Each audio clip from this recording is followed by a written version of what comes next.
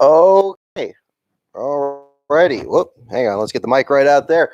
Good evening, everyone. This is Brock Beard from LastCar.info coming at you just after the conclusion of the Cup Series race at Las Vegas, where unofficially Kyle Larson is back in the victory column, along with Hendrick Motorsports' most iconic car number, the number 5, that made its return to the series this year after the number 88 was scaled back in their reshuffling this offseason. Kyle Larson's story, very well documented in what has happened in basically really less than a year ago. Was his release from Chip Ganassi Racing after what happened there. But great story there. I think I share with the same thoughts of the people over at Fox. I didn't really expect this to be the race where he would come back in, although he was very good at Homestead last week, where I think he was definitely one of the favorites going into it. But a great start to him this year, already assured a spot in the playoffs, and it's going to be interesting to see what he can do. Even before we've only had one road course race. One thing that immediately came to mind, or well, really after we had just the one road course race on the Daytona road course. But yeah, I mean, so we'll see what it's going to look like here. Got to say, great job by him and the 5 team, and able to put something together. Hopefully, this improves their sponsorship outlook going forward. Obviously. As cool as it is to see him run the Ricky Hendrick throwback, obviously, if Hendrick's own auto company is being put on the car, definitely indicates that they're kind of between sponsorships. Hopefully, this helps things out for the rest of this season as we keep going down the line. But yeah, very interesting story going forward. Very interesting race, quite honestly. I think it's surprising that the field was so strung out after the initial run, after the really 2/3 of the race at least.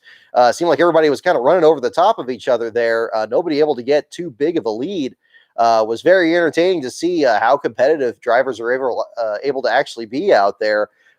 So really entertained to see all that shake out. Eric Almirola rather, unofficially your last place finisher after some hard wall contact there and an incident. Looked like he was going to go the full distance to potentially between Timmy Hill and the other competitors at the back of the field. But Almirola getting the first last place finish for the number 10 in a Cup race at Vegas since 1999 with Ricky Rudd and the Tide Ride. That'll be, of course, featured in the article later tonight, pending, of course, the results of post-race technical inspection. We'll talk about the rest of this between the Cup Series and the other divisions here as well. But definitely something that's going to be interesting going forward. I think this, even though Larson is a driver that's, it's won a number of races before, I think it would still be surprising that the first 4 race winners of the year would be Michael McDowell and Christopher Bell, William Byron, and now Kyle Larson. We still, today, I think, was also characterized by a lot of struggles by a number of drivers that seemed to be a big figure in one time or another. Obviously, Kevin Harvick losing a lap at the beginning, or at the end of the race there. Also, Joey Logano having the same issues he seemed to have at Homestead, where he was good at the start of the race and then ends up finishing towards the back of the lead lap.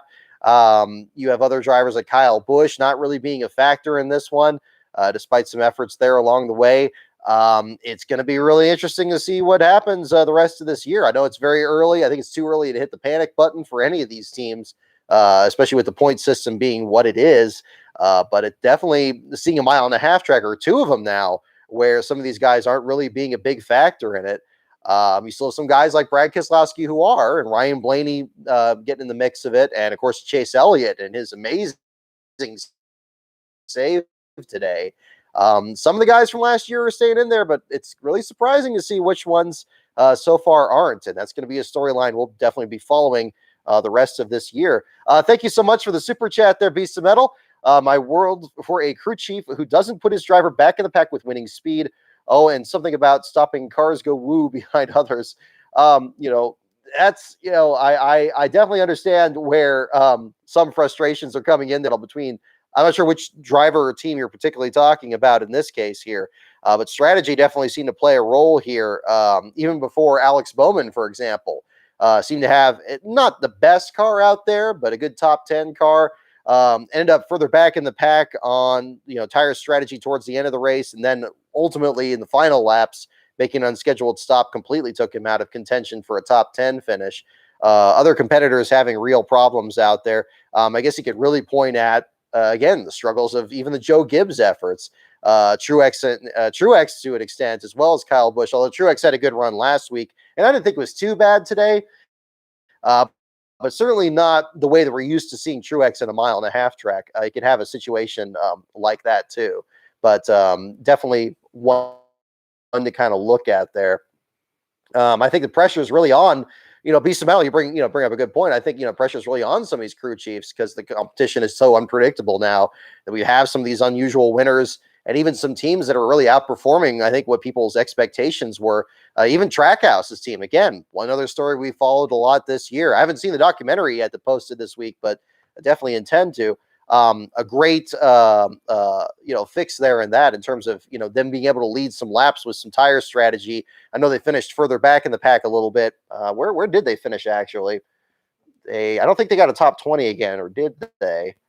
A little, unless I missed them here. The 26th. Okay, so 2 laps down. First car, 2 laps down for Suarez, but still something else that they can build from there. I think the 2 top 20s to start the year and getting some laps there are definitely good ones to talk about there too. Yeah.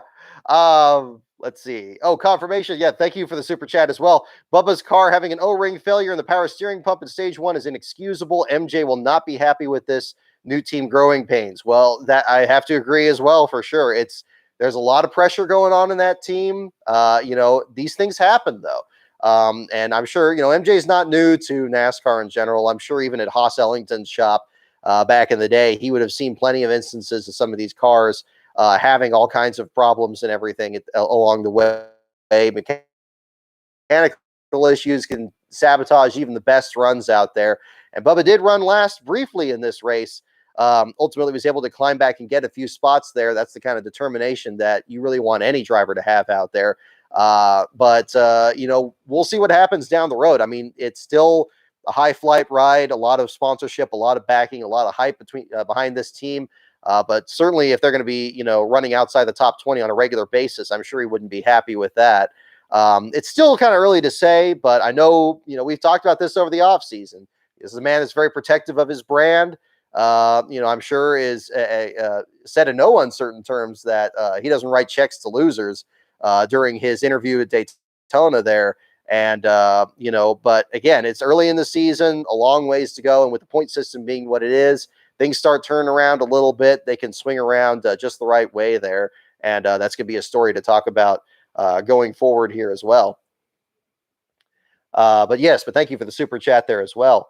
Just watch The Last Dance. I got to check that out too. That's another one that's on my playlist. We just got Netflix back, so I gotta check that out for sure. I've seen the most I've seen is just the meme of it, and I took that personally shot. So I definitely I got to get the full context of that for sure. Before we go any further, I saw Mark. You mentioned here. I hope you don't mind me mentioning this on the show here tonight, but I'm sure you guys noticed this little poster here behind me on the old obelisk there. Big thank you to Mark out there for. I'm signing a copy of his book. He sent a very nice package there as well, along with the code red here for this week. So thank you. I had a hard time finding one this week, so I definitely appreciate it. And I love the poster there too. So I got that in the background here for Lascar headquarters. Much appreciated out there. So definitely got plenty to go here for the rest of the show here tonight. All righty. Okay. So, also got to mention, thank you also to the followers over in the Patreon as well. Just today, we had a person sign back up to the Patreon, which put us over our next goal. And because of that, as I mentioned right before the race today, there will be another starting grid video this year in 2021. Which race is it going to be? I'm not sure yet, because there's going to be a vote. I already have the link set up there. If you check out the, I think I put like goal reached as the header there. It's the most recent post in the Patreon, but whatever level you are, if you're just the $1 level or anything else beyond that, you're able to vote in that.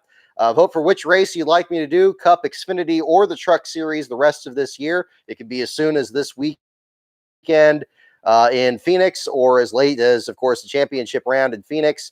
I set another goal up there to do another starting grid if it ends up growing to that point. So that's already been moved down the line. But yeah, we have another starting grid set up there. So if you ever check out, it's patreon.com/LastCarOnBrock.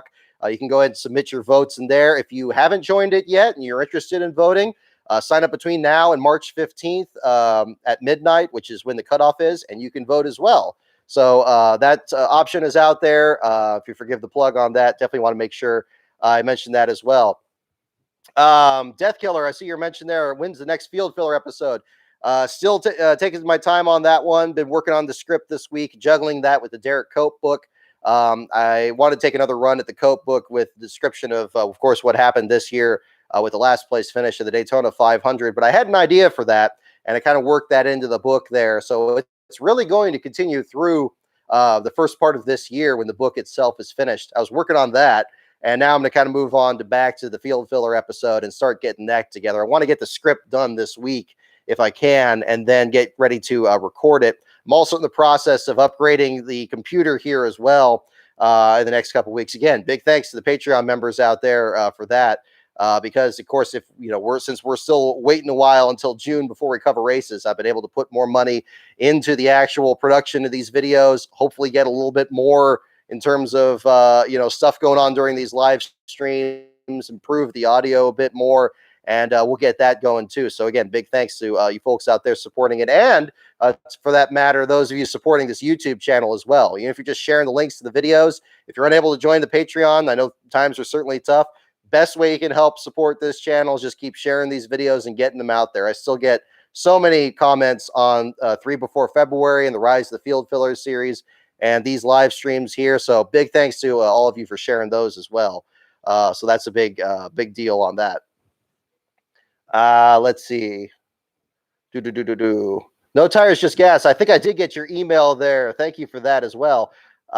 Seeing the last place proof that he fell out of the race there. So big thanks to you on that one as well. I got that. So we'll get that all checked out on the article later tonight. Again, still waiting on technical inspection. Let me I'll go back into the Cup Series results here. Anything else that really stands? McDowell, the top 10 streak didn't keep going. I decided to wear the old Thrivent Financial one from his time in Levine Family Racing today to mark that. Unfortunately, top 10 streak is at an end, but the top 20 streak continues. Finished in the 17th spot, didn't lose a lap until around the same time Harvick did. In the closing laps, he did not get last in this race for a fourth time in his career. And I think that's a huge step in the right direction. As much as this has been a track where it's not exactly been his best performances. I know they gave a statistic about how many laps he'd led here, but definitely a good turnaround there to get a decent finish out of that. Maybe not the best finish, but again, they have nothing to hang their heads about this year. Still going to be in a great position going forward into Phoenix, his home track, as well as Alex Bowman's next week is going to be interesting. Matt DiBenedetto, only 16th at the finish, but he was in the top 10 for most of that race. Huge turnaround for him. Glad to see him get his feet back under him. Number 21 Wood Brothers team really still trying to get that 100th win, his last year with the team before Austin Cindric takes over. And I know he's trying to get the very best out of that, maybe put a little too much pressure on himself at the start of the year, but hopefully this is a sign things are kind of evening out a little bit. Didn't get the runner-up finish like he had in both the races last year, but things played out very different. Had a lot of different faces up towards the front of the field. But still, it could be something that you could build into Phoenix and going forward from there. Who knows? Even the Bristol Dirt Race could be something that they could really pull out. And I mean, talk about something that's going to be a throwback challenge for the Wood Brothers, but they may have a little bit of secrets from the origins of their team as well that they could help the 21 with that time around. Might be a team to watch when we get to that race at the end of the month. Very impressed with JTG Daugherty Racing. We've talked about Ryan Preece and how right from the get-go they had that great speed at Daytona. In this one, both he and Ricky Stenhouse did a fantastic job. I know that they seemed to do pretty well at the start of Homestead last week, but kind of faded off. But even though that Stenhouse finished 11th and Preece finished 15th, the first car one lap down, they ran much better than that most of today. It looked like they're both going to be in the top 10 at the end of this. I thought Preece did a wonderful job out there in the 37 and really deserves a good pat on the back for that. Chris Buescher as well, showing that his Homestead run at the beginning wasn't a fluke, finishing the last car on the lead lap in the 14th spot right behind Chase Elliott. Great run for him. Eric Jones saving his car from an almost accident there on the back straightaway, getting a 10th place finish there. Great to see him in the 43 kind of start to gel there. I expect to really see that team really step up their performance. Jones has had some great runs at Vegas, past pole winner here. Just has had some bad luck. I believe in that same race he had a pole. He got a last place finish getting caught in someone else's mess. But see if he can turn things around in some of these other races coming up here. Let's see. Yeah, Kyle Busch got third. I completely overlooked that. I thought he was still further back the way he was complaining on the radio. Christopher Bell, great run by him, 7th place after the Daytona road course winner, of course. Looking further back here, Kurt Busch kind of dropped off the map. We didn't see as much out of the Ganassi guys as I thought we would in this one. Given how aggressive both of them were at Homestead, I thought that was really going to play well, especially in how this race went. Kurt had some moments in this, especially on the restarts, but unfortunately found himself on the wrong side of the strategy. This is also the first race after the first 3 that we didn't see Chase Briscoe get in an accident. So that was a nice turnaround. Even though Briscoe only got a 21st place finish, I think that was a positive step for him going forward. I think in the last 3 races, we've seen that white number 14 car with the nose caved in on it. But good to see that not the situation this time around. Anthony Alfredo getting a bit of extra exposure out there. Luckily didn't get collected by Alex Bowman coming down pit road. Alfredo ends up in the 24th spot after he and McDowell stayed out along with Suarez during some tire strategy during the race. Unfortunately, a caution didn't land right where it needed to, but further back in the pack there. Bubba Wallace, we mentioned him being last briefly, climbs back to a 28th place finish, 5 laps down. Given how many teams were lapped and how many laps were still to go after the power steering issue, good recovery by them. Again, I share confirmations, concerns about the mechanical issues on this side, and I'm sure MJ is going to be riding hard on that to make sure they keep all that together. But these are going to be the growing pains that are going to come with any new organization. But I think what they're probably doing is probably measuring it the same way we are on this show here, comparing them to Trackhouse. And this is no disrespect to BJ McLeod's team. I just think that their objectives are a little bit, smaller of an organization and trying to kind of just build an organization closer to what Motorsports Business Management and Rick Ware have. But I think they've done very well. But I think the most immediate concern with 2311 is comparing themselves to Trackhouse. And again, I think 3rd straight race, we've seen Trackhouse really outperform them in this one. So that's going to be the one where I think more than anything is what MJ is going to be looking at, and Hamlin for that matter too. Looking further back, Garrett Smithley had smoke coming out of the exhaust. Big thanks to Wookie for providing some more context for that, expressing that he didn't show any concern for that before the start of the race. Timmy Hill seemed concerned about it from inside the car there. Turned out that Smithley was able to finish the race 8 laps down in the 31st spot. Just behind him in the 35th spot, Josh Bilicki. Really interesting sponsor promotion there with the company looking to gamble on him winning the race. Unfortunately, that didn't turn out to be the case there, as Bilicki ends up 15 laps down in the 35th spot, but not in last place either, finishing ahead of Timmy Hill, Corey LaJoy, and Almirola. LaJoy off to a very difficult start after his great run at Daytona.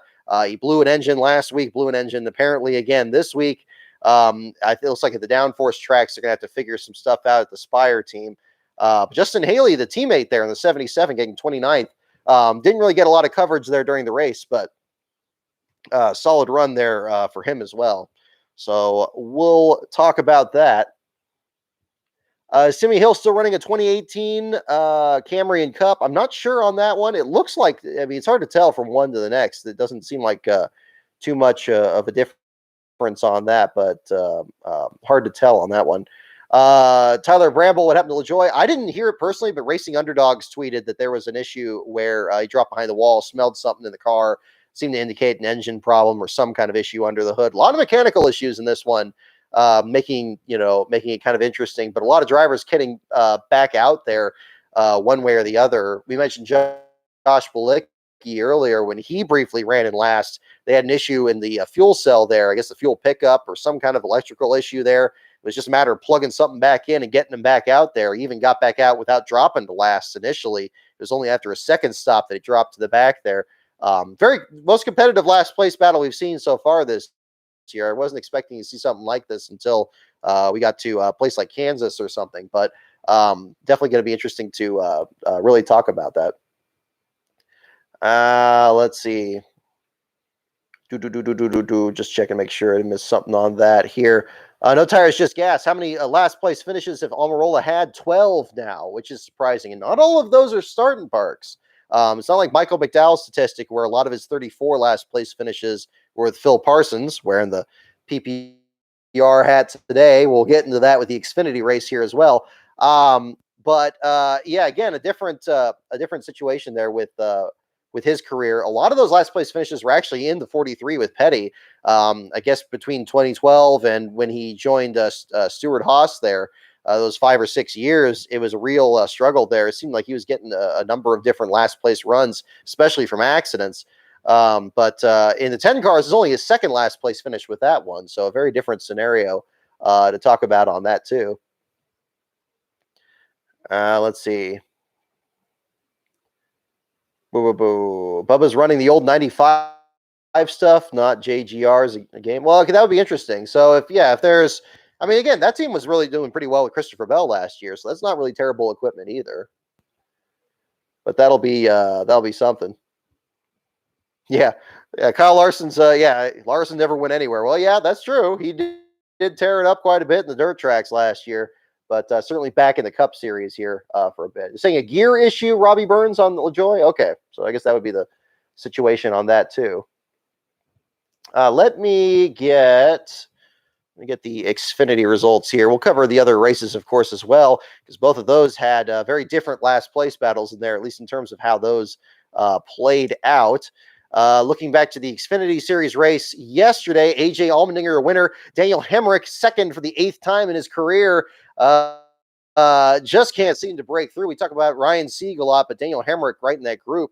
It seems like I think it's still a flip of a coin as to which one of those two is going to win their first race first. You have a competitor like Sieg that's been building up that team, now gets some additional manufacturer support there with Ford, taking them in a different direction, getting the sponsor and the CMR roofing company on board there. And then on the other side, you have Hemrick, who is driven for Childress and now running for Gibbs, running these high-powered entries, JR Motorsports as well. Always seems to be up there, just can't quite break through. I think it's more or less even money in that case. With Sieg, unfortunately, they have a very bizarre issue with fluid leaks here. We saw this at Daytona for the opener, and that cost them a good run there. And then again, he was leaking fluid during the Vegas race, although eventually he was eliminated when the car actually dug into the dirt. But he was in the top 10 when that happened. Just one move at the wrong time there. Splitter dug in, ripped the nose off. But again, I still maintain these Ford Mustangs in the Xfinity Series are built like battleships, much like Austin Cindric last year, and the fact that he was able to recover from the incident with Noah Gragson. The situation that we saw with Sieg, which wasn't covered very well during the broadcast itself, Sieg didn't go directly behind the wall after the splitter ripped off. He actually ran about 5 or 6 more laps. It was only after the car was overheating too much that they actually pulled it behind the wall and exited the race. I think if I'll tell you what, if I'm starting an Xfinity Series team, I'm going to make sure that a Ford is the one that I'm going to be running. Even Motorsports Business Management as a Ford ended up putting David Starr in that one after his incident with Noah Gragson last week at Homestead. I think he had a decent finish, not a terrible finish, but where was he on that? Yeah, David Starr 29th in the finishing results, so right behind his teammate Chad Fincham in the 61. The Supra, so decent job there. I saw Dexter Bean even get a little racy in this one too. He had a move entering the tri-oval I thought was pretty crazy. Seemed like towards the end. Bean finishing in the 25th spot there in the Mario Gosselin entry. Brandon Brown getting a last-minute sponsor. I thought it was a great paint scheme. I thought it fooled me that it was a last-minute sponsor. It looked like it was a pretty purposeful design on the car. It really stood out, I thought. Still finishing in the 11th spot there, just behind Jeb Burton. Josh Berry bouncing back from his crash at Daytona, getting a 7th place finish there. You mentioned Allmendinger. Santino Ferrucci, got to give a shout out to him and the Sam Hunt Racing team. The fact that they were able to race Justin Allgaier again, just like last year when he had that wreck with Alfredo, going way below the line and just shoving into another car where there's no way he's going to be able to make turn 1 in that situation. He did that with Ferrucci this time, caved in his right front fender on Allgaier's car. Ferrucci still held on. I don't know how much damage was done to the left rear, but luckily it stayed together, and Ferrucci was able to get the 13th place finish there. Allgaier's aggression has really picked up a lot, I'd say, in the last year or so there. I'm not sure if there's just some extra competition there at JR Motorsports or whatever else, but he's made some moves, I think, that have been a little bit more aggressive than his typical driving style here.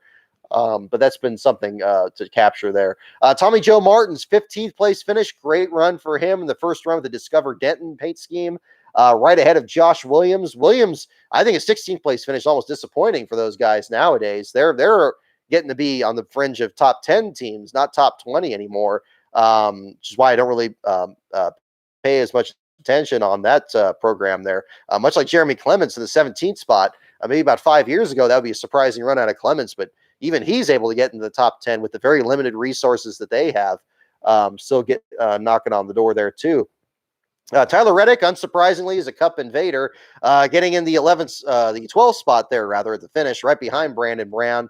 Our Motorsports now taking over the 23 car to field their 2-car entry after the practice and qualifying being scrubbed for the first part of this year has been a real issue for Our Motorsports, the Bassett effort, and Jordan Anderson's team. That's going to be something to really still talk about going forward. We'll see how many of those teams are still going to be around in May when we start getting back to qualifying. I guess the next qualifying effort is going to be over at the Circuit of the Americas, or is it going to be at Charlotte, or right around that time there? That's going to be an interesting one to certainly talk about.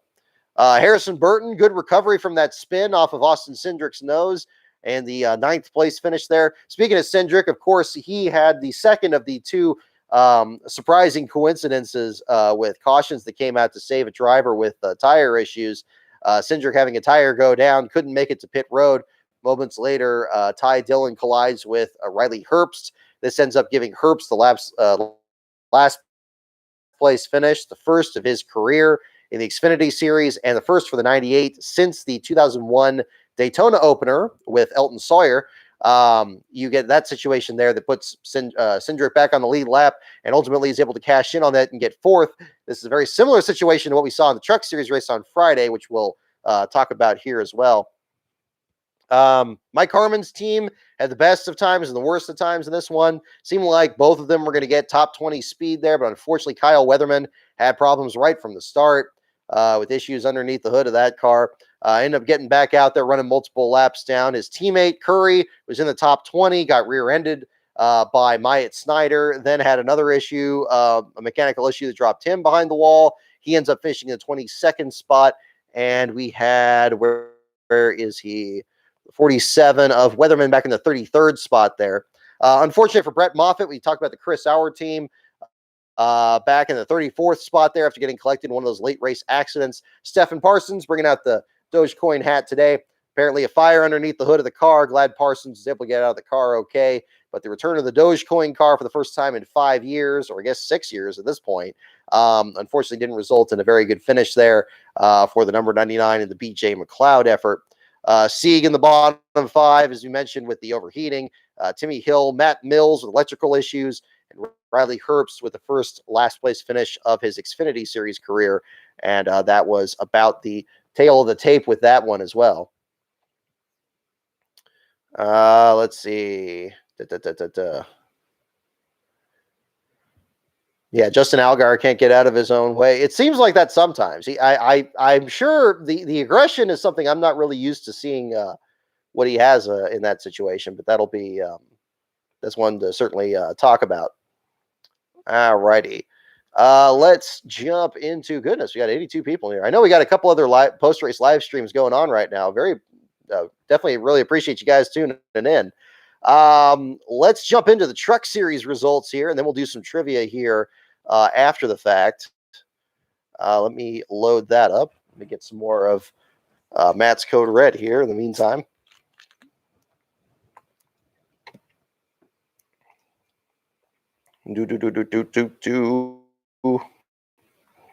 And or Mark's rather. I'm sorry, Mark. I was thinking Matt DiBenedetto. That gets me all tangled up. Too many Matts, too many M names. You got Matt Mills, you got Matt DiBenedetto, you got all that. All right. Let's see. Truck Series race. Yes. So now comes to the part of the program where we get to talk about the Camping World sponsored trucks. 1/4 of the field, 10 out of the 40 starters in blue and gold for the truck series. A little bit of unpredictability for the spotters out there, who I'm sure had a very fun time. Just between Sheldon Creed and the two Rion brothers trucks, it seemed like those they stuck with pretty much the exact same scheme. And but I like the little flourishes being different. I thought Dawson Crams in particular looked pretty good, and Norm Benning's right there in the mix too. Unfortunately, Benning had a shock issue that dropped into the back of the field early, but your last place finisher ultimately was none of these trucks. It was Connor Daly, after a very scary accident in turns 1 and 2, got a little loose in traffic there, along with his teammate Ryan Truex, pounded the outside wall and then back into the inside wall with the 44, already the second last place finish for the 44 this year, with 3 different drivers to start the year. You remember that James Buescher had the accident in the Daytona opener before the green flag, him, Gus Dean, and the other competitors piling into each other when you had kind of a rough start there. But Connor Daly in the last place finish was very professional about that in his interview. Just admitted, look, I'm new to this. There's just inexperience, caught it the wrong time, hit the wall. But glad he's okay. It was good to write about him and talk about some of these competitors. It really occurred to me while writing his article just how different his path to racing is today versus what it would have been in 2007 or 2008. If you really think about it, guys like AJ Allmendinger, who won Saturday, really got into the series during that open wheel revolution where, really short trackers and development drivers from the Xfinity series were kind of taking a back seat to getting guys like Jacques Villeneuve and Patrick Carpentier and Dario Franchitti for a while into the Cup Series. Sam Hornish comes to mind. Connor Daly is very much kind of a throwback to that. It's kind of weird to think of that from a different time. But certainly if you look at the rookie contenders you have now, you got guys that are closer to, you get Christopher Bell that, runs dirt track racing and everything, but, and Chase Briscoe to an extent too, but, definitely not really so much from, IndyCar and Formula One kind of backing. Santino Ferrucci is the other example that comes to mind, and somebody a little different in that sense. Daly, your last place finisher there. Some other savage wrecks towards the end of there. Corey Roper with a bad wreck. David Gilliland as well, getting involved in a multi-truck accident there. Luckily, both of them okay. Roper just on the, let's see, 2, 3, 4, both of them in the bottom 5. Roper. Best of the Camping World trucks, I believe, was Grant Enfinger. A great run for him in that truck and the few starts he's had in it. He's had some bad luck too. The wreck at Pocono comes to mind, and some of these other races. But if he gets through stage 1, it seems like they're able to get some solid performances out of it, especially at Daytona, being right in the mix, just like Jordan Anderson's been doing. And Parker Kligerman going from last on the grid, one of the other trucks that got the Camping World sponsorship there, finishing in 8th spot, right up there in the mix. Brett Moffitt almost getting in the top 10. Where he had one of the Las Vegas sponsors, the Strat Hotel, sponsoring him, getting the 11th place finish there. Let's see. Todd Gilliland getting 13th. Good run for him. Stuart Friesen in 4th. Good to see him turn around. Can't ignore John Hunter Nemechek, though, holding off his boss, Kyle Busch. Busch with the very suspicious spin on the back straightaway. Suspicious in that the fact that he managed to keep his truck from spinning out at full song on the track there, much like Dale Earnhardt in the 1990 Daytona 500. I don't think that's an exaggeration. I think in those situations where it's like the middle of a corner, you have a tire like that go down, 9 times out of 10, you're going to be hitting the wall. It takes a very exceptional driver to do that. And I don't say that lightly, but I do think that made it more suspicious where at a low speed, where the tires usually make up most of the grip, that he just spun out on the back straightaway and drew a caution and was able to get back into it, ultimately finishing in the 2nd spot.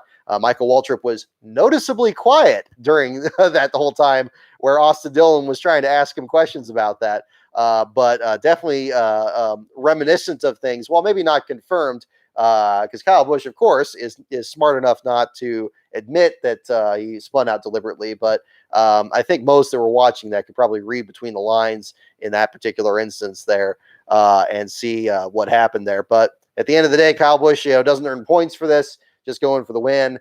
And we ended up having a bit of a crazy finish there where he still came up just short of his teammates in John Hunter Nemechek taking the victory. Really, as I said in the on Twitter there during that time, again, it really speaks to how much John Hunter has learned driving for his family's team there at Nemco Motorsports. Great effort by the number 8 team that ran with very limited sponsorship, sometimes no sponsorship at all, pulling off wins there. Nemco's team, they're still trying to kind of make somebody a star, as Joe said a couple of years ago, whether that's somebody like Tony Mrakovic or Camden Murphy, who just ran a couple weeks ago and had a decent run on the road course. We'll see what happens. They got the week off here for Phoenix before they pick back up in Atlanta, and that'll be another thing to really talk about when we get to that point. But let's see. Yeah. We'll get to trivia here in a sec. I'm sorry. I'm seeing a couple of comments on there too, but we'll jump into that as soon as we can here after the covering the other races here. Any other questions on the action from the Truck Series or any of the races this weekend for that matter? Go ahead and feel free to drop those in the comments. We'll jump into trivia here in just a sec. Let's see. Yeah, Jennifer Jo Cobb getting a 29th spot. I mean, that's a solid finish for her. Didn't actually join in the Camping World sponsorship deal. She actually had sponsorship of her own, the Fastener Supply Company, backing her for really, I guess, the full season here, if not most of the season. Good to see her get a good run out of that. In fact, it seemed like she got some TV time, if I remember correctly, during that race. So that was good to see, too. Let's see. Anybody else? Zane Smith getting in the 6th spot after starting 32nd. A great charge from him, although Smith certainly last year definitely made himself known for getting some good runs through the field, pulling off some really crazy moves. Tanner Gray, I would put in that same category. I really thought he was going to be in the top 10 at the end of this race. That was, I guess that's what it leads me to in this one here. It seemed like just about anybody I was noticing in that race just had bad luck. I felt bad about tweeting about anybody that was outperforming in that. Including Jordan Anderson, who was getting a top 10, or at least trying to defend one in the final laps there, ended up getting turned into Tyler Ankrum, rather, getting in that wreck down the back straightaway, knocking out its number 3. Unfortunate deal there. Some of these other competitors, again, David Gilliland was good in the first part of the race, and as we mentioned, ended up in the bottom 5 there as well. But again, yeah, pleased for Dawson Cram in the 21st spot. Yeah, great promotion with Marcus Lemonis and the efforts there with the Camping World sponsored entries, and to see the fact that Kyle Busch still didn't win this race, just as surprising as well. Seemed like Enfinger or Creed were kind of the favorites for getting the bonus there, but it ended up being Enfinger and Kligerman in the top 10 at the end of that one. Let's see. Chandler Smith, a little bit off the beaten path there. I keep forgetting that it's Smith and not Eckes in the 18 anymore. But obviously, I mean, it seemed like from Kyle Busch's interview at the end of that one, he wasn't too happy about Smith not being a factor in the finish of that one. Smith finishing 19th in that race. Talk about MJ having high standards with his team. Of course, Kyle Busch having high trends with him as well. But I think definitely with John Hunter, he's going to have a very interesting few weeks. And John Hunter won Atlanta not long ago, didn't he, in the Truck Series? I thought he did, at least with Nemco or with a different organization. It seems like he's in the mix if the team isn't. Let's see. How about... Okay, we got the Cup results. I'm going to check over here. Oh, I think I missed a super chat here. My bad. Let me scroll back up, or down. There we go. Beast of Metal, thank you again for the super chat here. I wonder how concerned we should be that Lemonis got that much response for offering to imitate Forrest Lucas, who has frequently put both Lucas Oil and MAV TV decals on vehicles in his off-road series. Oh, I wasn't aware of that. I didn't realize other people were trying to do that at the same time. I was used to the Lucas company being prolific. I think it's a pretty good thread on Facebook of all the different Lucas sponsored cars that have been over the years. I always called them Lucas Mucus cars, but that's a whole other story. But it is troubling, and I think we talked about this before when this was first announced. That it is concerning that the CEO of the title sponsor of the series feels the need to throw money in there. and sponsor some of these entries, trucks in this case, of course, that were unsponsored. I mentioned the RJ Reynolds backing with Operation Desert Support, which on the face value, if you're unfamiliar with the economics of the sport, think like, oh, well, isn't this nice? There's cars out here that have special paint schemes for the different military branches. This was repeated later in 2000, actually, with teams that had sponsors, including Jerry Nadeau's Coast Guard car that could have, would have, and should have won that race before the engine let go. But in 1991, the situation was that these 5 teams, including Alan Kawicki's, didn't have sponsors at all. Buddy Baker, and I believe the last start for Rod Osterlund as a team owner, didn't have a sponsor. Dave Marcus, even though Big Apple Markets came on the year before, apparently didn't have as much backing in 91. All these teams showed up without sponsors, and all 5 of these qualified for the race. And then some deal came together to get these cars special paint schemes. In this case here, where it's 10 trucks, 10 of them. I mean, Operation Desert Support was just what, 6 entries in that one. A tremendous difference there for so many years later and in a lower division. Yeah, I do think it should be troubling to a degree. But I do think also in the series, I think it's probably the most accessible of the series out there. We saw Brett Holmes' team make its debut, which may or may not have been more backing from GMS Racing, but guys out there trying to break into the sport. I think we're probably going to see this in the next couple of weeks as we get closer to the Bristol Dirt Race as well. Who's going to be the next Bobby Pierce, or is Bobby Pierce going to be back as well? But when you have it more accessible to these lower end teams, I think you just have a hard time finding sponsors to get them out there. And it's very surprising to see somebody like Sheldon Creed, your defending series champion, not have sponsorship. It should be concerning. And I don't know what the best solution to that is. I generally think that, in the Xfinity series, I think is probably the healthiest right now with sponsorship. They seem to have very few teams not have backing. Even the teams that were even on like start and park duty before, still getting some kind of backing before. We'll see what happens if Morgan Shepherd's team gets back out there. Now that Mike Harmon's team has really kind of seemed to pick up a lot of sponsors. They seem to be kind of the last ones in that group. But that'll be a different one to really talk about in that sense. But I do think it should be concerning. But I mean, I think it's also encouraging to see these different teams, get any kind of backing and really any kind of attention. I do think that a big part of it is just how much screen time these teams get on TV. I think I was pleased generally with how FS1 covered the Camping World sponsored entries and seemed to show as many of them as possible before the race, which gave some great exposure to guys like Norm Benning and Dawson Cram that don't get as much attention. I think that was a positive in general. I'd like to see that on a more regular basis. What did I just drop? Oh, it's my phone.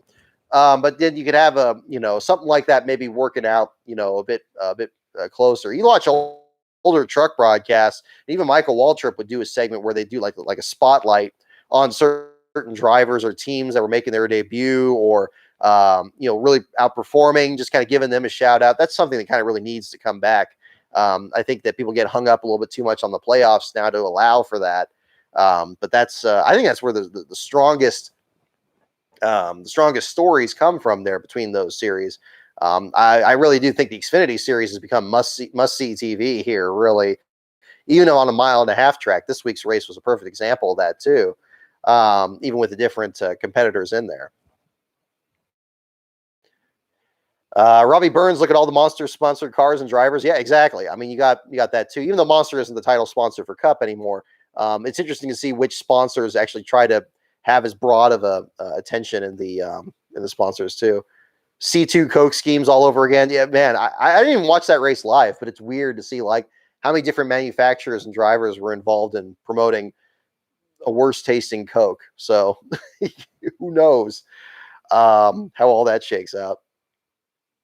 Let's see. Yeah, I'm seeing your comment here. The broadcast today was, Robbie. I mean, I'm generally pretty good. And I will admit this. I will absolutely admit this. I got to say, I like the Put It Out segment better this week than before. I think they found some better clips. And although I still think it kind of caters to this America's Funniest Home Videos thing that is just ridiculous, That clip where everybody pulls off the track a lap early except the guy in last, and then he comes around and wins the race. I mean, that was pretty fun. I never saw that before. Although I do think a lot of the internet is, hey, check this out. And sometimes that can get pretty irritating. And I think the put it out segment was a little too obnoxious at Daytona. Maybe they're finding their own rhythm with that, or maybe I'm just getting used to it. I didn't think it was as bad this time today. So credit where credit's due. Good job on Fox Sports with that. I think that, it was generally, I thought the broadcast was pretty good today. I mean, I think that, I think they did a decent job. And again, I stand by what Clint Boyer has been able to do in the booth in terms of loosening Jeff Gordon up a bit. I think now it's almost to the point where Gordon's just like a little bit too loosened up, and now they got to kind of offset each other. But I think they'll find a good happy medium before the season. Their part of the season is over with this summer. But that'll be interesting. The NBC is going to be the issue that I think that we'll be looking at forward. Fox has always been kind of in your face with this stuff, and this is just the latest step of it. But I do think it's still kind of an improvement from the Darrell Waltrip era. One other thing I thought was interesting. I just finished watching, if you check out Dave W's channel on YouTube, highly recommend it if you haven't subscribed to him already. He provides great content, including a lot of the qualifying broadcasts that he used in Rise of the Field fillers. Big credit to him on that. He posted a documentary on Ernie Irvin's return to the Cup Series after a serious wreck in 1994 at Michigan. Definitely recommend watching it. It's called Miracles Happen. It was interesting to me showing Larry McReynolds in that and how calm and quiet he is. It's fascinating to me because in those interviews, he's like the calming presence saying like, okay, Ernie, like, don't worry about the car. We'll just get the best run we can. And like, he never like speaks up a lot. He's just very quiet and very reserved. And I think anybody that just knows Larry McReynolds from the NASCAR Race Hub or the broadcast today will probably be very surprised by this because his mannerisms aren't the same at all. He's much more, the yelling Yosemite Sam kind of type here in these broadcasts today. And I don't know if it's just the effect of just Darrell Waltrip in the booth or whatever. I can imagine that would get infectious after a while, but it's very interesting. If you're one of the newer fans out there, and I'm sure there's a lot of you out there, I definitely recommend checking it out because it's a very different. I know it's on a more somber subject of Irvin's very serious injury and his recovery as well, but it's still a very different handling of it in general. Just the stuff in between, even before that. So it's interesting to see just how people change over time. It's interesting compared to like somebody like Jeff Hammond, where I felt like he was about the same. He was very active and stuff when he was a crew chief before, and very kind of loud and more boisterous and stuff. And I felt he was about the same. I kind of miss him in the booth these days, but it's definitely one to really check out. If you see Larry Mack in 1994 to 2021 is a world of difference, or 95, I guess. Russell Martin, Duck Cherry Punch. I still got to listen to that. The Dale Jr. download on that, I'm sure, is outstanding. I had the good fortune to meet Dr. Punch at Sears Point a couple years ago. Great guy, absolute class act. You talk about a person with a calming voice. Yeah, I mean that too, which especially in his work is a big part of it too. Let's see. Let me go ahead and jump into trivia here. If you guys have any other questions there, don't hesitate to ask here in the meantime. In the meantime, too, you saw this on Twitter. I shared this the other day. The diecast from the store, the JD McPillar, I did end up picking that one up. I couldn't resist. I just thought that was so strange. Are they like doing another like cartoon series off this or anything? Or, I mean, are they doing another movie? I don't remember this one from the third movie, but I guess I wasn't paying close enough attention to which cars were out there. But somebody was asking me if JD McDuffie ever ran the 4. I haven't seen any record of that. That would have been interesting. They already did the kind of blue paint scheme there, but I thought that was kind of interesting to have one of the competitors do this. I guess they probably had Racing Reference open at a point. Or just going through drivers' names and just figured out a way to kind of mix them up or something. I guess it was going to get to the point where they'll probably have names of everybody out there. I'm waiting for the Rick Ware versions of the cars out there in the movies too. So that's kind of a bizarre one too. Let's see. So we'll do the trivia section here at the same time. Here are the categories again. Go ahead and mention in the comments which category you want. NASCAR, pits, teams, tracks, drivers, and the wild card. Go ahead and make your guesses on that. NASCAR, pits, teams, tracks, drivers, and the wild card. So definitely go ahead and put your votes in there as well. Blue Cup, thank you for the super chat. I guess Smithfield Power Bites did not work. Well, yeah, I'd have to agree there. Kind of an interesting paint scheme, though, wouldn't you say? I mean, I think some of Almirola's schemes, I really like the one that had a lot more white on the side of the car than the traditional scheme. It kind of reminded me of Rick Mast's car a little bit. It'd be nice to see something kind of a little closer to that. But Power Bites one wasn't bad, but obviously it wasn't very good today. It seemed like he was kind of running towards the back even before he had that accident there. But of course, we'll cover that in the article later tonight as well. The number 10, very prolific. I think it's has the most last place finishes of all top 3 series in NASCAR throughout its history. So not an unusual number to see finish last compared to, say, like the 09 or the 65 or something like that. That just hasn't been run that often. But that's kind of a big story on that side. Yeah, no mystery yellow to deny Larson the win. Exactly. That whole kind of thing.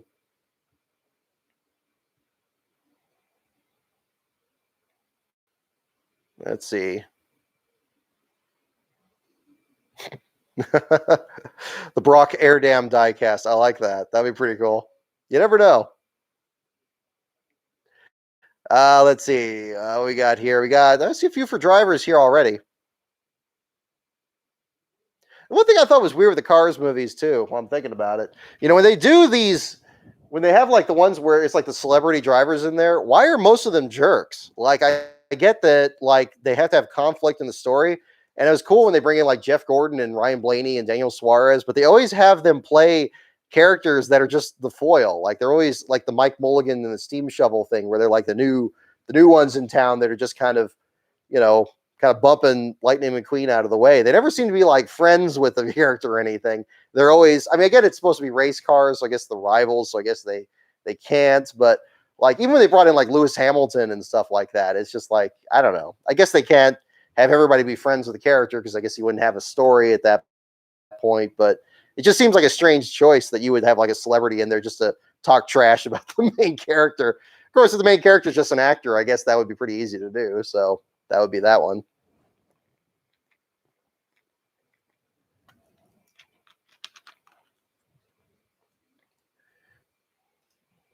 Make sure we get this out here. Mark, again, thank you so much for this for the code red today. It's really going a long way today too. I got to make sure I get the most out of it here. All right, what we got here? We got, let's see, 3. Let's see, 3 for drivers. 2 for wild card. I think 3 for wild card. Tracks. You like the hat? Thank you. Hall of Fame Racing. Hall of Fame Racing is one to talk about. Yeah, King and Junior. Yeah, there we go. Yeah, they have better characters than some of the other ones. What car would I be? I would be the one in last. I'd probably be that one that's on the hook that says I can still race. That would probably be me. It would have to be. I would think that it's I've wondered. Well, I mean, again, that would be the thing. We're certainly not mainstream here at the Last Car site. It's sometimes hard to really tell how many people are actually aware of what we do over here at the site. But you never know where things go. It's a crazy world. But that would be the other kind of thing to talk about. Let's see. Hall of Fame tracks 2, 3, 4. Okay, I think I see like 3 for. I think 4 for tracks, 3 for drivers, and 1, 2, 2 for wild card. I guess it's tracks. Tracks seems to be the one that's kind of trending here. They'll take me out, coach. I can still race. Yeah, that'd be the one for sure. Oh, Ian White, thank you for checking out the old starting grid videos too. Yep, all that's still archived on the page there too. And again, yep, another one for those of you just tuning in. We are going to be doing another starting grid this year. at some point. Those of you who are in the Patreon at any level, even if you're just at the dollar level, you can vote at the Patreon. There's a link in the Patreon itself that you can submit your votes to. We've already had a few votes in there so far. One vote per user in that. So go ahead and just submit that. The winner will be decided after the 15th, and we'll do a formal announcement at that point. The race could be any Cup Series, Xfinity, or Truck Series race as soon as this weekend. I mean, if it obviously trends towards Phoenix, I'll cut the voting off sooner. But, if it's anything further down the line, we'll keep it going to the 15th and certainly do that. But that would be a different one, too. Let's see. But yeah, seeing the comments on Rise of the Field Fillers, too. Yeah, I know that's still some people weren't here for that earlier. Still working on the script, hoping to get that done this week. Still aiming for a March release if possible.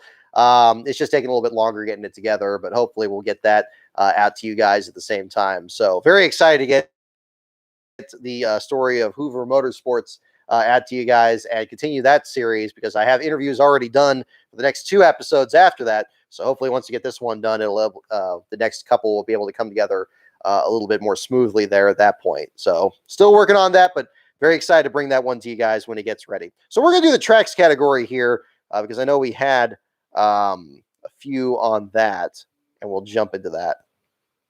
All right, here we go. First question of the night. What year did ground clearing begin on Daytona International Speedway? What year did ground clearing begin on Daytona International Speedway? And of course, if you have any other questions or anything in the meantime, don't feel free to go ahead and submit it there.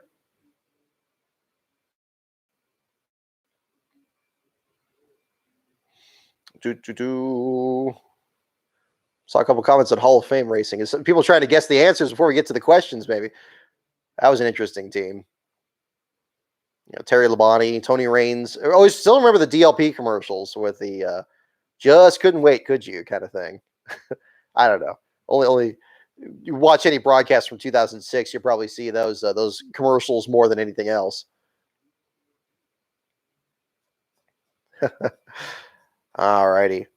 All right. What year did ground clearing begin at Daytona International Speedway? We got several guesses all over the 50s here, even back to the 40s.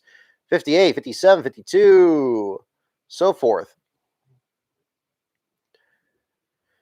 Oh, via Bob Puckris, Matty D's wheel gun broke on the final pit stop and couldn't get the left front wheel off, and he nursed it back to finish 16th. Oh, man, that's a tough break. Tough break. Hope you waited. DLP got outvoted in history. Yeah, no, in a hurry. Yeah, no, didn't jump on anything with TVs at the time. Alrighty. What year did ground clearing begin on Daytona International Speedway? The answer is 1957. 57 is the correct answer. You think Hall of Fame racing would have existed if Jerry Jones bought out Andy Petrie? Possibly. I think we probably would have had. It would have been an interesting battle, between the two of them. I mean, it seems like it would be less likely if you had two different people that were interested in two people descended from the Dallas Cowboys, starting rival teams. And it's very possible maybe Hall of Fame racing is what was left of the Andy Petrie deal to move into it. I don't know how much Aikman and Staubach were involved in the Jerry Jones effort before that fell apart. Maybe it would have been an expansion of Hall of Fame racing or an expansion of Jerry Jones's, whichever one started first. It would have been nice if the 33 stayed out there. I always liked, obviously, even the Leo Jackson days and then Andy Petrie himself, keeping the number font from the Harry Gant days out there was cool to see, but unfortunately just wasn't meant to be. Alrighty. Next question. Who won the inaugural Mason-Dixon 300? Who won the inaugural Mason-Dixon 300? Don't look it up. Go ahead and just try to guess who won the inaugural Mason-Dixon 300. That's our next question. Yeah. DLP got outmoded in history. Yeah, I don't know. I tried to find I had the shirt too. I know I've worn that on one of these shows before. I couldn't find it, but I know it's out there somewhere. I got to say, when This was really great. I'll mention meantime while you guys are guessing for the question. The time that the Dogecoin came around, Phil Parsons Racing had been around already for a couple of years and were predominantly a starting park team for a lot of their existence. In fact, like I mentioned a little bit earlier in the show, Michael McDowell had most of his last place finishes driving for that team, and a lot of times they didn't run more than 10 to 30 laps in a race. So when they were getting some more attention with this Dogecoin deal, when Josh Wise came aboard, which is around the time that they really started running more and more full races, not the entire year. Even in 2014, they weren't. It wasn't until really 2015, right before the field reduction, that they really were able to run full races the entire year. They weren't really getting a lot of attention. So when they jumped on board, they certainly didn't have any merch for Phil Parsons' team, and I'd love to interview Phil Parsons about that team too. It's because it seemed like there was a lot of mystery surrounding it. They didn't seem to really want a lot of attention, I think, at the time too. Kind of got the sense of that of maybe some of these other organizations around that time period. So when this Dogecoin deal came about, I'm not really very active on Reddit, so I wasn't really very privy to all that stuff. And especially when they got voted into the All-Star race, that was just a great story. So I definitely had to get the hat and the shirt, so I definitely did that. Just dug this out the other day. Let's see. So, who won the inaugural Mason-Dixon 300? And the answer is Richard Petty. Richard Petty is indeed the correct answer. Bad booking. You swung for the fence there. You said Richard Petty in a Ford. There you go. A lot of you guys got it. Richard Petty. I think even right from the start. Yeah, Bean Boy 89. You were first on the button there, looks like.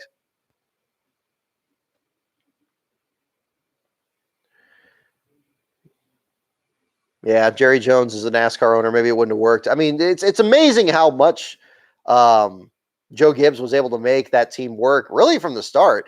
92, they weren't really that competitive. They seemed to have a lot of struggles starting off. But they almost won Bristol running against Alan Kulwicki that year, which is quite the accomplishment, especially since DJ is not really known as being much of a short tracker in the Cup Series, at least in the earlier part of his career. Seemed like he was better in like the downforce tracks. He got better at him further down the line. He beat Ricky Rudd at Martinsville, and then almost beat Ricky Craven another time later that year, back in 2001. But a different scenario back then. I guess he won the Bristol night race in the 88 car too. So maybe it just took him some time. Given his background with, of course, his father Ned, that he's going to be a good experience in that sense. Alrighty, next question. Who made a record 25 straight starts at the Die Hard 500? Who made a record 25 straight starts at the Die Hard 500? And a Hot Rod Lincoln. There you go. Alrighty.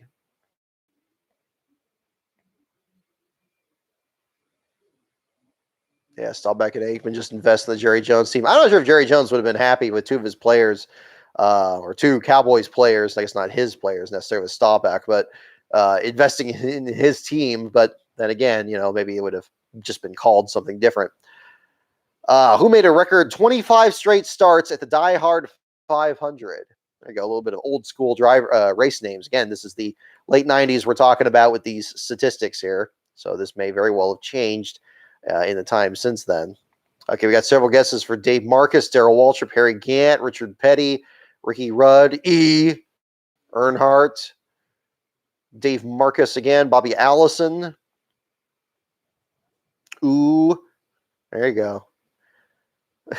That's just the I haven't spent enough time making the lore in this show deep enough here to compete with other live streams out there. Our only memes are just two letters, two vowels. So there you go. But we're getting there. We'll get to multi-syllabic terms here pretty soon.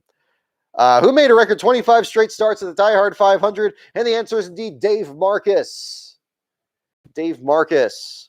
Okay, there you go. Dave Marcus. Bad booking. You were first on the button on that one.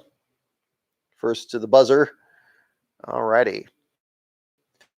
15 seconds. Not quite. There was that one night where we had the 15 seconds thing. Alrighty. Okay, next question. Where did Ernie Irvin score his first NASCAR Winston Cup win? There we go. We're back to Irvin, just talking about him earlier.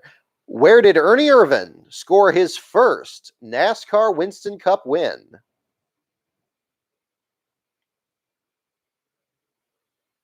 You've memed the Bills sweater, including on Urinating Trees Discord. Well, right on. There you go. That'll be coming back. It's still in. It's. I put it back in storage after the championship game, but it'll be. It'll be back. It'll be back before you know it when we get back to winter. Let's see. Jack Garland, what do you remember about Bobby Hamilton's Cup career? Bobby Hamilton was tough as nails, man. I'll tell you what. When he was um, he had a good rookie battle there with Ted Musgrave in '91.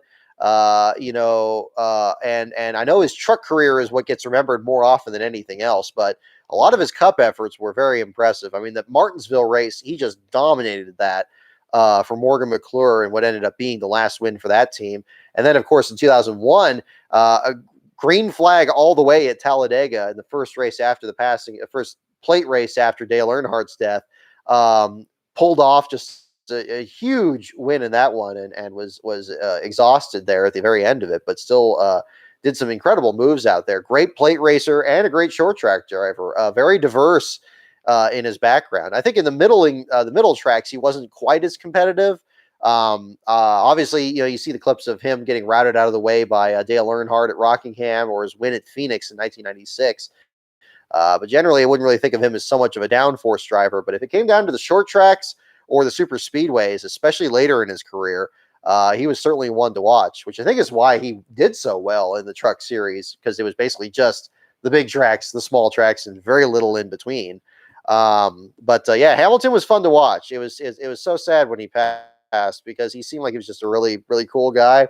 Never got the chance to interview him or anything like that, but I think even back to 1998, when he was second to Jeff Gordon, he was giving Gordon all he could stand in '98, and that was a year that Gordon was really pretty dominant in that race. And he was trying to get his first win at Sears Point back then, which seems quaint now that he's won there 5 times and retired with that. But Hamilton was tough, whether it was in the 43 or the 4, or with Andy Petrie in particular. And of course, he played a big role in the Days of Thunder too. The extended version went more in depth about his debut at Phoenix in 1989, which is a great story. I won't spoil the full details there if you haven't seen it, but definitely recommend checking out the full version of the Golden Hour there.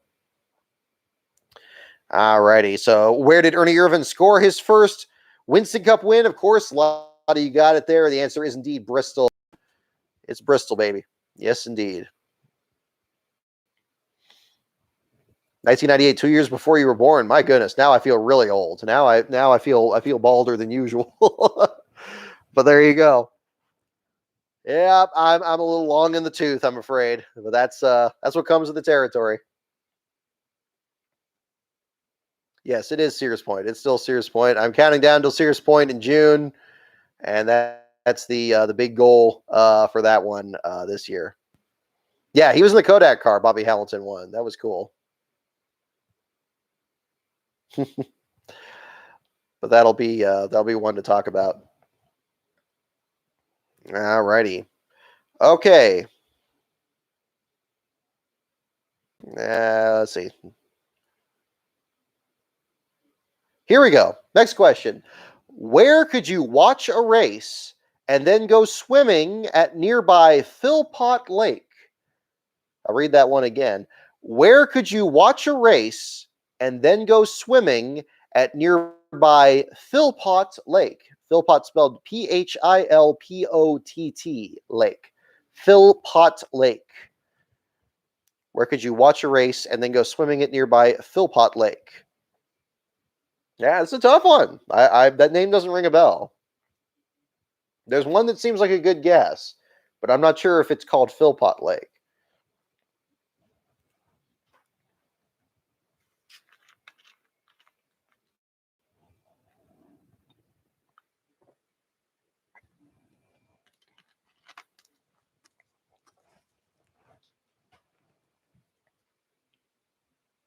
Let's see.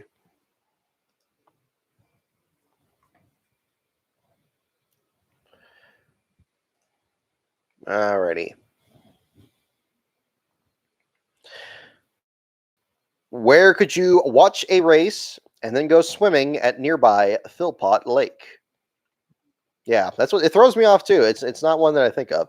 We got several guesses for Darlington, Motor Mile, Pocono, Martinsville, Watkins Glen, Darlington.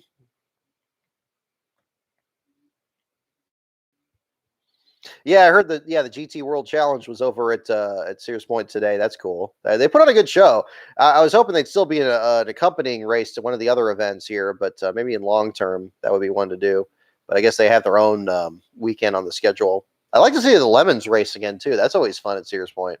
Or just about anything that they do out there. But um, gosh, yeah, just counting down the days. Less than 100 days till NASCAR at Sears Point. Hopefully, get that straightened out. We're getting ready to get to the point where we start applying for credentials and making preparations from there. And then, of course, when we do Sears Point, we're going to bring back the magnet, bring back the door magnet, have the name of the Patreon members on there. Got a lot of ground to make up on that. I think we'll probably just use the same design we were going to use last year and just fill that in with the names of the people that have joined since then. That'll probably be the plan. But we'll have more details on that as we get closer to June. Alrighty, where could you watch a race and then go swimming at nearby Philpott Lake? The answer is Martinsville. Martinsville. Did anybody guess that? I'm not sure if anybody did. Darlington seemed like the right answer. When bad booking, you put that there, like, yeah, that seemed like what they were going for. But Martinsville, yeah, Logan Williams, you got it. Rickshaw Rob, you also did. Yeah. Yeah, that's a new one to me. So right on. Yeah, good on you, Logan. Right on. Alrighty. And okay, next question. What track is found in the heart of the quote sand hills? What track is found in the heart of the sand hills? Sand hills. I know I strung that together too much. Sand hills, like two words there.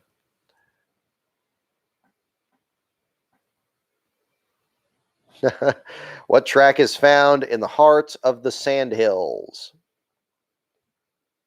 All right, we got guesses for Darlington, Phoenix, Michigan, Kansas, Rockingham, Sears Point, Phoenix, the Sand Hills. What track is found in the heart of the Sand Hills? Bring something else up here. That's that.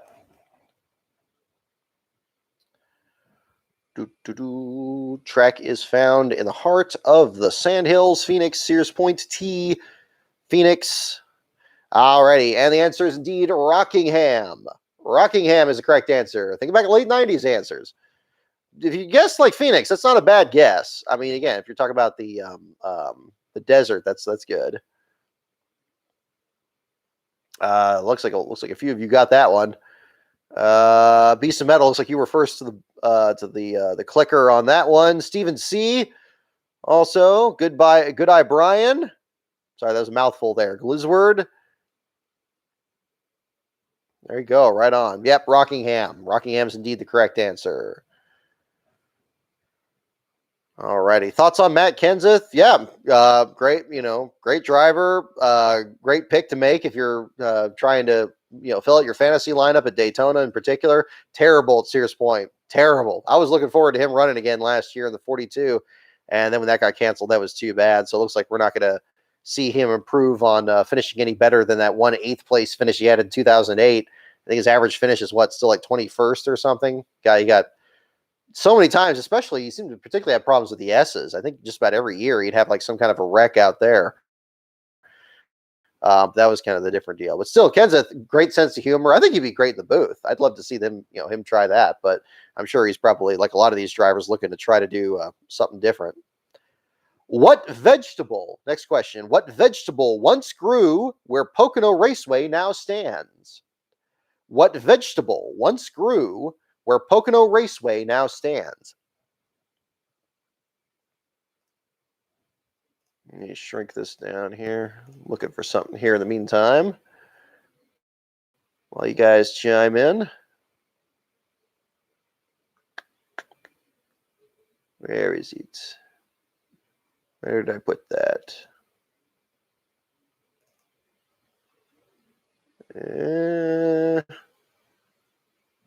Gosh, where did I put that file?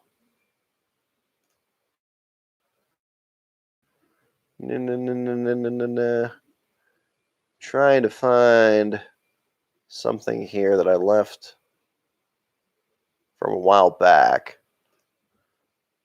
Okay, I'm not seeing it here. Okay. Said vegetable, and I said apples. Well, that's okay. That's the kind of mistake I would make. What vegetable once grew where Pocono Raceway now stands? I was trying to find. I know back at Daytona, there was one of you guys that won one of the JD stickers that I didn't hear. I didn't get a mailing address from on that. I need to just actually find the document to see which person it was there. But I think all of the other ones are sent out. Hopefully, everybody that won one back in our Daytona show got theirs. I don't know if they've been posted on Bruno's page yet. Hopefully, anybody who wants one will be able to get one of those because I think they came out really well.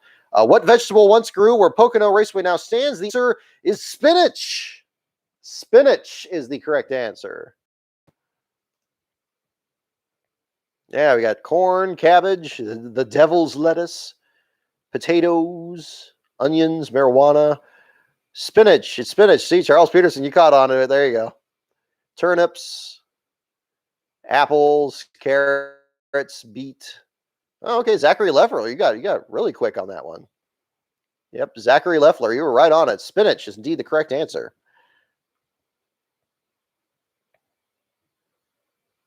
Let's see. Alrighty.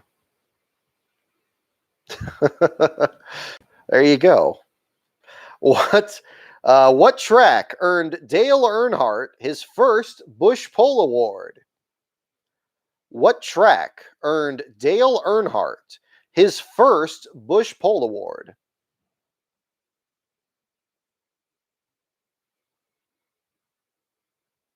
Alrighty. What track earned Dale Earnhardt his first Busch Pole Award? Don't look it up. Go ahead and just try to guess on that.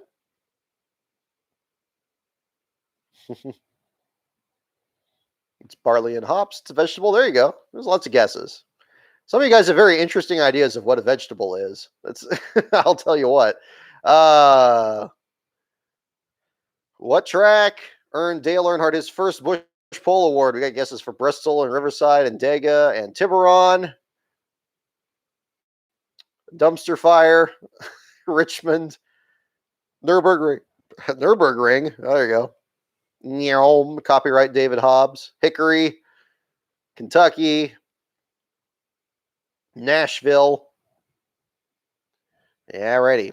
What track earned Dale Earnhardt his first Busch Pole Award? The answer is Riverside. Riverside? I wouldn't think that. His first pole on a road course? Charles Peterson Jr., you got it there. I think you were the first one. Right on. Riverside.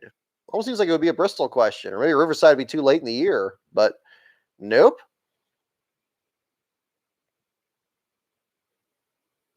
Yeah, rest in peace, Riverside. Exactly. There you go.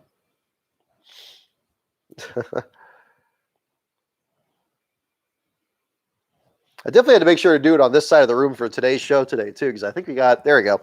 Oh, no, it's just outside the shot. Okay, hang on. We got to move the camera up. Let me do this. There we go. There's the 5 car. I wanted to make sure I got it. So the cornflakes, now you can see, yeah, make sure you get the Hendrick Motorsports bringing the 5 car back to Victory Lane today. So that'll be another one for today. We'll do just a couple more questions here and then wrap up here for tonight. Let's see. Alrighty. So the next question, we're going to go back to another veteran driver here. What track gave Jeff Gordon his first NASCAR Winston Cup pole? What track gave Jeff Gordon his first Winston Cup pole? Don't look it up. Go ahead and try to guess. What track gave Jeff Gordon his first NASCAR Winston Cup pole?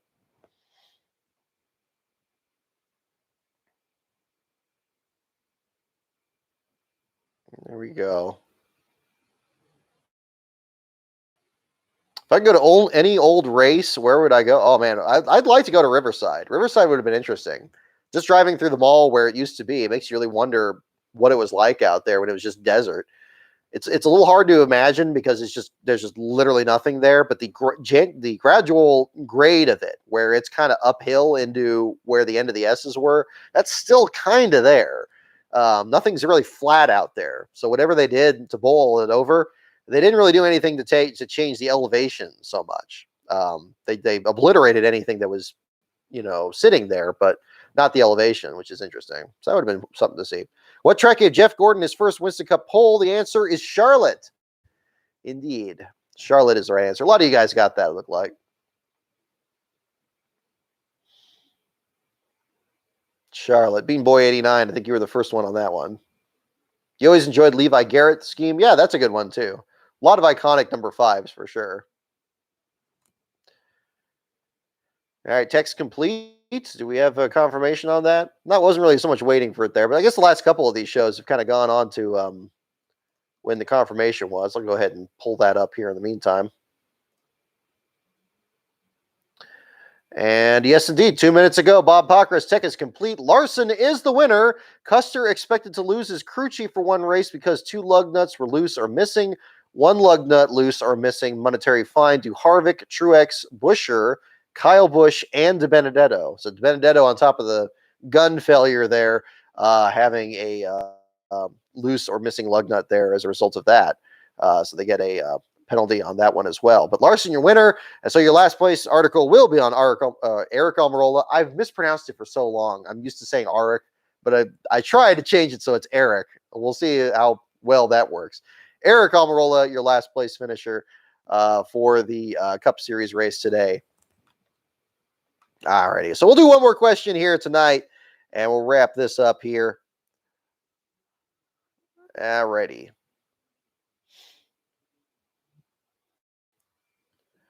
And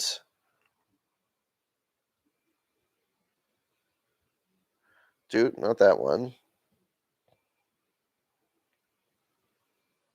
That was a little too easy. Let's see. Here we go. This will be another good one here. Actually, it's a perfect one for a follow-up here. It's a Phoenix question. Who set the qualifying record at Phoenix with a 131.579 miles per hour run in 1997? So the 97 track record holder. Who set the qualifying record at Phoenix with a 131.579 miles per hour run in 1997? Let's go ahead and get your guesses in there. 1997. Okay, we got Earnhardt, Bobby Hamilton, Gordon, Skinner, Gordon, Martin, Terry Labonte, Rudd. All good guesses. And we have the cock hole. There you go. Yeah, Cole Custer with a little bit of problems there in post-race. Who set the qualifying record at Phoenix? With a 131.579 mile per hour run in 1997. Getting ready for the starting grid already. Who set the qualifying record in 1997? Got it. Okay, now I got some interesting answers between Ayrton Senna and Jimmy Clark. Nearly said Brad Keselowski. I'm not sure who it is now. It might be him now, but it'll be right up there. We really need to get qualifying back. I mean, it seems like even with all this stuff going on, they could still at least do that, but we'll see. All right, so the answer, who had the track record at Phoenix in 97? And the answer is indeed, well, how about this? Bobby Hamilton. Bobby Hamilton. Whoever, you wanted me to talk about Bobby Hamilton today, it turned out to be a little bit more timely there. Bobby Hamilton had the record in 1997. Anybody get that one? Yeah, bad booking. You got it pretty early on there. Yeah, right after Harry Loomis's guess with Earnhardt. Yep, Bobby Hamilton indeed is the correct answer. Yeah, mispractice of qualifying too. Yeah, that's there you go. Well, good guess. So there you go, right on. Well, again, thank you so much, everyone, for tuning in. I hope you definitely enjoyed the show today. Congratulations again to Kyle Larson for breaking through and getting the win. Eric Almirola's article will be coming up later tonight. at lastcar.info. The Xfinity and truck articles are already there if you haven't read them already. For future content, check out at LastCar on Brock. Check out the Patreon at patreon.com/LastCar on Brock for more details, including on how you can vote for the next starting grid I'm going to do later this year, and everything else that is involved on this. So at the same time, again, thanks again to Mark for the sign back there and the code red. And other than that, you guys have a wonderful evening, and I'll see you on our next show, which will be, which is going to be, of course, after Phoenix next Sunday, after the race there. So we'll see you a week from today.